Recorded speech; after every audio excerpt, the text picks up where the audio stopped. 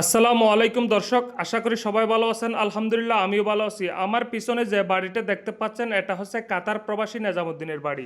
এই বাড়ির স্থান হচ্ছে কক্সবাজার জেলা পেকুয়া উপজেলার টৈটং ইউনিয়ন মৌলভীপাড়া। আজকের ভিডিওতে স্বাগতম জানাচ্ছি আমি সাইফুল মিস্ত্রি। যে বাড়িটা দেখতে পাচ্ছেন এই বাড়িটার কাজ আমি করেছি। এই বাড়িতে কত টাকা খরচ হয়েছে এবং কয়টি বাথরুম, কয়টি বেডরুম এবং কততলা ফাউন্ডেশন সেই বিষয়ে আজকে কথা বলবো। ধৈর্য সহকারে এই ভিডিওটা দেখতে থাকুন। দর্শক, এই ভিডিওটা অবশ্যই শেয়ার করে দিবেন, কারণ অনেক প্রবাসী ভাইরা আছেন বছরকে বছর প্রবাসে কাটিয়ে দিচ্ছেন এরকম একটি বাড়ি করার স্বপ্ন নিয়ে। দেশে এবং প্রবাসে যারা একতলা এবং দুইতলা ডুপ্লেক্স একটি বাড়ি করার স্বপ্ন নিয়ে আছেন, তাহলে এই ভিডিওটা যদি দেখেন আপনাদের কিছুটা হলেও অভিজ্ঞতা হবে। আমি যখন এই বাড়ির কাজটা প্রথমে শুরু করি তখন কাতার প্রবাসী নাজামুদ্দিন দেশে ছিল না, উনি বিদেশ থেকে আমাকে এই বাড়ির কাজটা করার জন্য দিয়েছিলেন।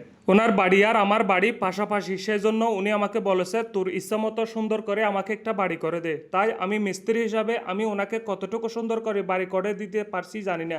এখন যে বাড়িটা দেখতে পাচ্ছেন এটা হচ্ছে আমার বাড়ি। এই বাড়িটার কয়েকদিন আগে একটি ভিডিও দিয়েছিলাম, সেই ভিডিওতে অনেক মানুষে কমেন্ট করছে নিজের বাড়ির কাজটা সুন্দর করে করছো, মানুষের বাড়ির কাজ তো সুন্দর করে করবে না। অনেকে এরকম কমেন্ট আমাকে করেছেন।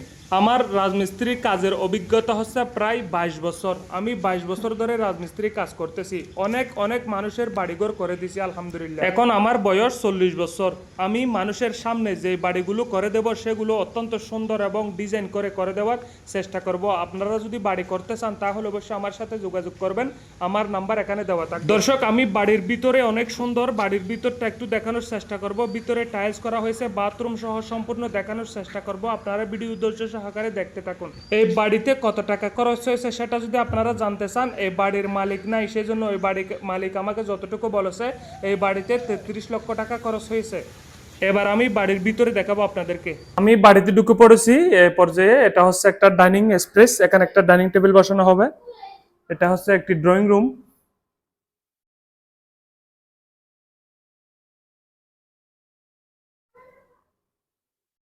এটা একটি ড্রয়িং রুম। ড্রয়িং রুমের পর এখানে এসে ডাইনিং স্পেসের এই পাশে হচ্ছে একটি বাথরুম, একটি বিছান সহ এখানে একটা বেসিন, আর এটা একটা বাথরুম। হাইকমান্ড বসানো হয়েছে এখানে। এটা একটা বাথরুম। এই পাশে এটা একটা বেডরুম। এখানে কোনো ফার্নিচার ঢুকানো হয়নি। এটা একটা বেডরুম। বেডরুমের পর বাম পাশে ঢোকার পর বাম পাশে ডান পাশে দুটি বেডরুম, একটি ড্রয়িং রুম আর একটি বেডরুম আর একটি বাথরুম। আর এই পাশে হচ্ছে মাঝখানে হচ্ছে কিচেন রুম। পর্দা সরানোর পর এখানে হচ্ছে কিচেন রুম।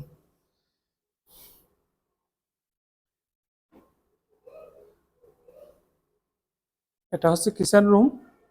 এটা হচ্ছে সিঁড়ি। এটা হচ্ছে বাহিরে দরজা। আর এ পাশে আরেকটি বেডরুম। এবার এ পাশে হচ্ছে আরেকটি বেডরুম,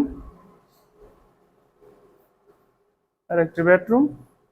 এ পাশে আরেকটি বাথরুম আছে, আমি একটু আপনাদেরকে দেখানোর চেষ্টা করতেছি। এটা হচ্ছে আরেকটি বাথরুম। এ পাশে আরেকটি বাথরুম, আবার একার পাশে আরো একটি বেডরুম। মোট 3টি বেডরুম, একটি ড্রয়িং রুম।